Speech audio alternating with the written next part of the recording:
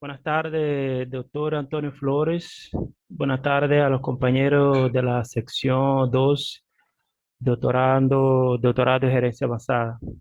Esta oportunidad voy a presentar, voy a hacer la disertación visual del tema 1 sobre gobernanza democrática, participación ciudadana y sociedad civil, ética pública y el buen gobierno.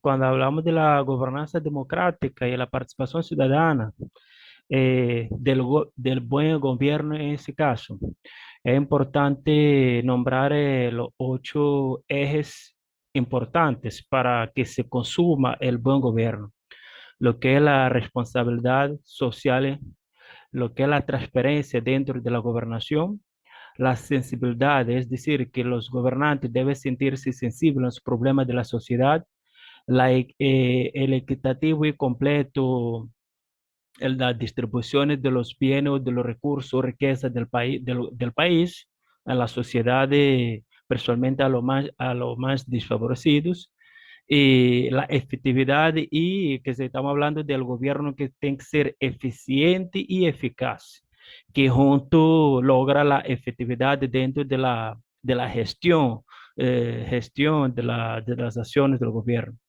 que el gobierno sigue el Estado de Derecho.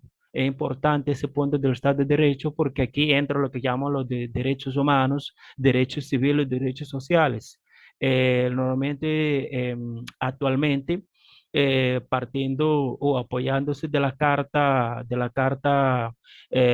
la ONU, la Carta de los Derechos Humanos de la ONU, todos los gobiernos de los países firmantes deben respetar los derechos de los ciudadanos, derechos civiles, derechos sociales, principalmente lo que llaman los derechos humanos.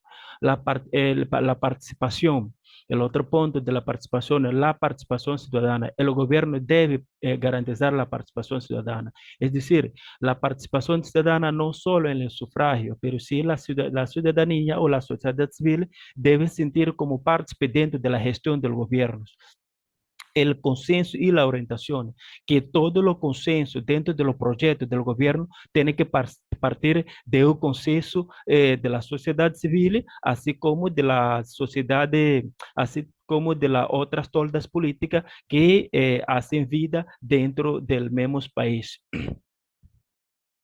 Y cuando hablamos de la planificación y dirección estratégica dentro de los bien gobierno, que es muy importante definir que la planificación estratégica es un instrumento de gobierno que dispone las sociedades civilizadas para definir la carta de la navegación de la nación, es decir, para definir el instrumento en el cual el gobierno va a seguir su ruta para el bien gobernación. Esta carta tiene que estar jerarquizada y estableciendo prioridades respecto a las razones del interés público que los ciudadanos, los ciudadanos deben involucrarse para entregar atribuciones a los poderes públicos y por lo tanto define la estrategia, las políticas, las metas y los objetivos que el gobierno va a asumir en lo largo de los años. Y dentro de esa planificación podemos encontrar lo que es planificación estratégica o la planificación operativa. ¿Qué es eso de planificación estratégica? La planificación estratégica así como la planificación estratégica, perdón, tiene que ver con la gestión de los grandes objetivos nacionales. Y en ese sentido es de mediano o largo plazo. Los objetivos nacionales se reúnen constantemente y son sujetos tanto de nuevos aportes como de nuevos cuestionamientos dentro de lo que será el gran objetivo del gobierno en turno. Y mientras que la planificación operativa, para los fines de ese trabajo, entenderíamos la planificación operativa como la forma concreta de conducir una organización hacia los escenarios deseados y explícitos en la planificación estratégica. Ahora bien, dentro de esa planificación estrategia y planificación operativa, partiendo del objetivo de un gobierno, el gobierno tiene que responder que en la administración de recursos públicos, actúe con honestidad, claridad, transparencia, eficiencia, eficacia, austeridad y debe ser sujeta a rendición de cuentas y la fiscalización, es decir, para evitar actos de corrupción. En el buen gobierno también, porque tiene que promover la transparencia, la libertad, la participación ciudadana y el respeto a los derechos humanos y las voluntades de la mayoría. Es decir, que aquí la participación ciudadana tiene que jugar un papel muy importante. ¿Para qué? Para que los proyectos del gobierno en turno sean validados y que tenga una validez amplia o nacional.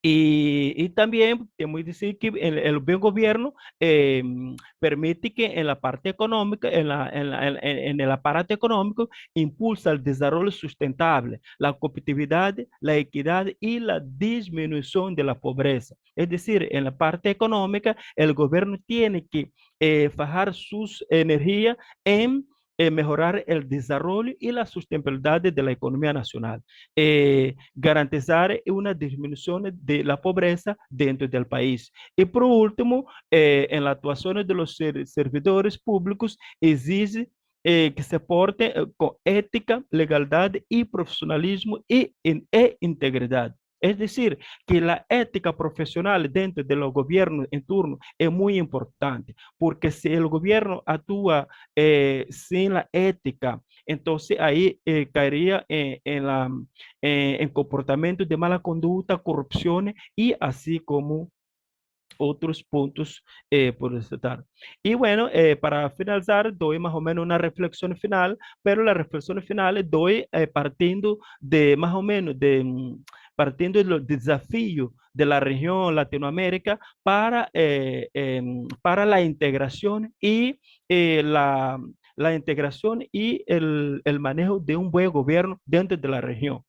Aquí, en este caso, en esa reflexión, podemos citar que la integración exitosa son algunos textos extraídos del libro Las Venas Abiertas de la América Latina del uruguayo doctor Eduardo Galeano, en que él se preocupó mucho en que se preocupa en publicar obras sobre la integración latinoamericana, la gobernanza y el buen gobierno y la participación ciudadana dentro de los países de América Latina, donde él dice que la integración exitosa es aquella que consigue que prevalezca los primeros, buscando convergencias y sin pretender eliminar las diferencias, sino hacerlas manejables. Es decir, que aquí no se pretende eliminar las diferencias entre los países, sino hacerlas manejables para evitar lo que se llama de intermisión o intermisiones en los asuntos internos en los países del hemisferio sur. Así pues, la integración es un proceso de gran complejidad. Él reconoce que la integración es un proceso de gran complejidad, tanto técnica así como lo político. Es por ello, su éxito depende críticamente de la generación de confianza y de arreglo institucional, que garantice que los esfuerzos emprendidos se sostendrán en el tiempo. Aquí se habla más o menos de los proyectos de los gobiernos, que es lo que nosotros no estamos viendo en los últimos años, en que hay muchas confrontaciones del gobierno en turno y el gobierno saliente. Entonces, es importante crear más o menos lo que se llama de una gobernabilidad estatal, que, que haya un Estado de derecho, que los proyectos sean diseñados desde el seno del Estado. ¿Para qué? Para garantizar una persecución o seguimiento y control de los gobiernos en turno. En otros términos prácticos, eso implica aceptar el principio de la diversidad, aprender a convivir con modelos, tanto modelos actuales así como los modelos pasados.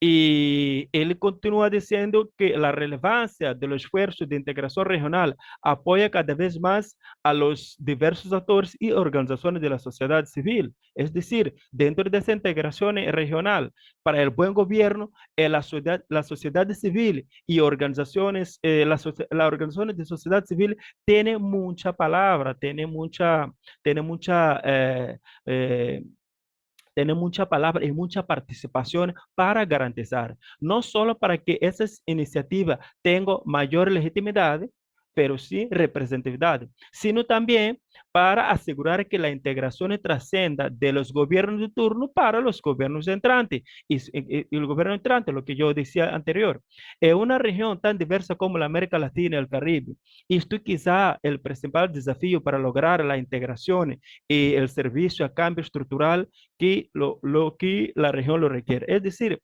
que la región necesita trabajar o los gobiernos en turno necesitan desarrollar proyectos sobre lo que se llama de la gestión estatal, que los proyectos parten del Estado, no, sino no del gobierno, que el gobierno sea el garante y el garante y el ente que va a hacer el control y seguimiento de esos proyectos. ¿Para qué? Para garantizar que el gobierno de turno siga con el mismo proyecto de crecimiento o de desarrollo, porque lo que hemos asistido en los últimos años en América Latina para el buen gobierno y la democracia y la participación ciudadana es que siempre cuando hay cambios de poderes en los países, inicia la confrontación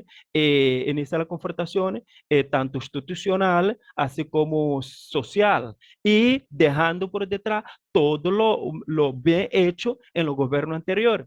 Entonces, y por supuesto, cada gobierno siempre tiende a renovar los proyectos, renovar o dibujar nuevas líneas de desarrollo nacional, obviando lo todo hecho por los gobiernos anteriores.